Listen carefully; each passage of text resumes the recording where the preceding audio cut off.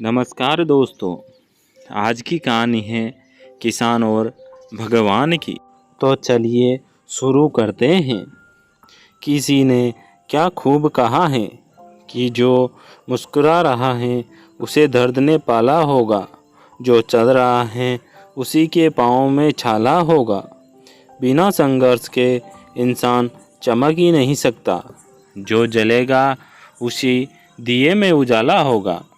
हम में से बहुत से लोग ऐसे हैं जो संघर्ष से बचना चाहते हैं, लेकिन उन्हें याद चाहिए कि संघर्ष ही तो जीवन की आत्मा है।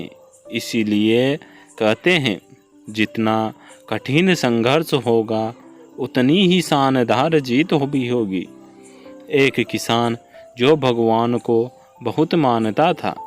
एक बार वह किसान भगवान से बहुत ही नाराज हो गया। किसान बहुत ही मेहनती था। बहुत मेहनत के बाद वह खेतों में अनाज उगाता, उसकी देखभाल करता, लेकिन अक्सर उसकी फसल खराब हो जाती। कभी बाढ़ आ जाती, कभी सूखा पड़ जाता, तो कभी तेज धूप और कभी आंधी। मतलब किसी न किसी वजह से उसकी फसल खराब हो जाती।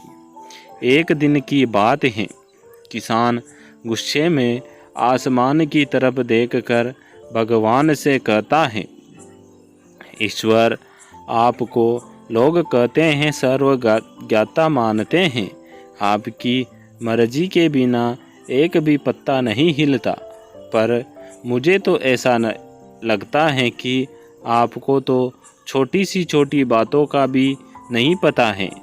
आपको तो यह भी नहीं पता है कि खेती बाड़ी कैसे होती है।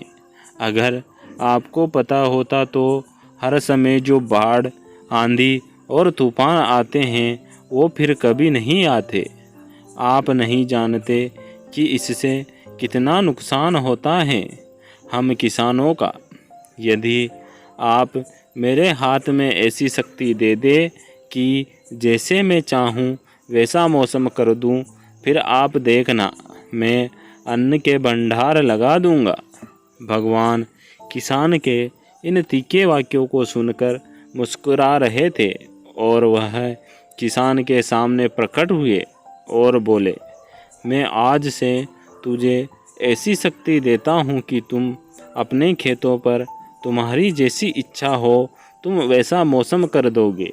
मैं इसमें बिल्कुल भी दखल नहीं दूंगा, सब तुम्हारी इच्छा से होगा। किसान वरदान पाकर बहुत खुश हो गया। अब किसान ने अपने खेतों में गेहूं की फसल बोई। अब जब किसान को लगता कि खेतों को धूप चाहिए तो खेतों पर धूप कर देता। जब पानी बरसना चाहता तो पानी बरसा देता। आंधी, तूफान, बाढ़ आदि कुछ भी उसने अपने खेतों पर आने नहीं दिया। किसान के खेत में इस वर्ष ऐसी फसल हुई जैसी शायद पहले कभी नहीं हुई थी। हरी भरी लहलहाती फसल को देखकर किसान मन ही मन बहुत खुश हो गया और सोच रहा था, अब सबूत के साथ दिखाऊंगा भगवान को कि ऐसे किया जाता है शक्ति का सही उपयोग।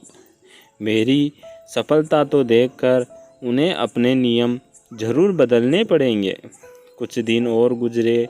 अब फसल कटने को तैयार थी। किसान बहुत उत्सुकता के साथ फसल को जैसे ही काटने लगा तो उसकी नज़र गेहूं की बालियों पर पड़ी। तो उसने अपना सिर पीट लिया और वह रोने लगा। गेहूं की एक भी बाली में गेहूं का एक दाना नहीं था। सारी बालियां अंदर से खाली थी। अब किसान बहुत दुखी हो गया। अब किसान ने भगवान को रोते हुए फिर से पुकारा, हे प्रभु, तुमने ये मेरे साथ क्या किया? तुमने मुझे ऐसी सज़ा क्यों दी? भगवान प्रकट हुए और बोले, पुत्र, ये तो होना ही था, क्योंकि तुमने अपनी फसल को संघर्ष करने का मौका ही नहीं दिया। तुमने तो उन्हें आंधियों से जूझने ही नहीं दिया, ना तेज बारिश को सहने दिया और ना ही धूप में तपने दिया। तुमने अपने खेतों को एक भी चुनौती का सामना तो करने नहीं दिया ना, इसलिए तुम्हारी सारी फसल अंदर से खोखली रह गई। जब आंधी, तूफान, तेज बारिश और तेज धूप पड़ती हैं, तभी ये पौधे अपने अस्तित्व को बचाने के लिए संघर्ष करते हैं।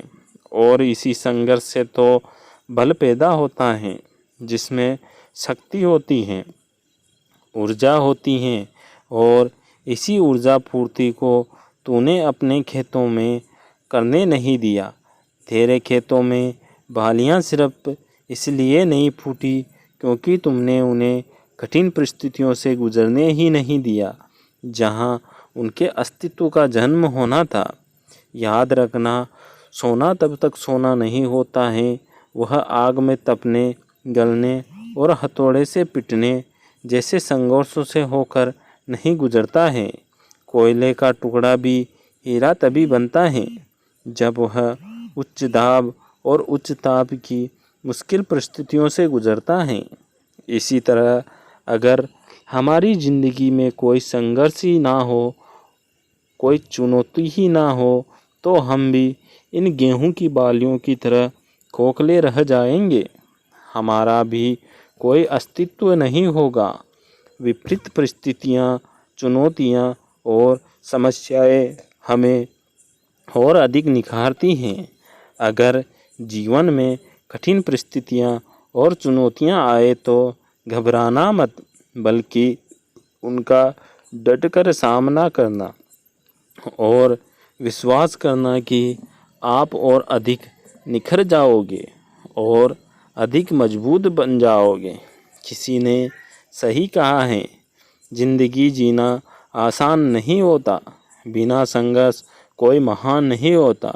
जब तक ना पड़े हथौड़े की चोट, तब तक मेरे दोस्त पत्थर भी भगवान नहीं होता। आप सभी दोस्तों का कहानी को सुनने के लिए बहुत बहुत धन्यवाद।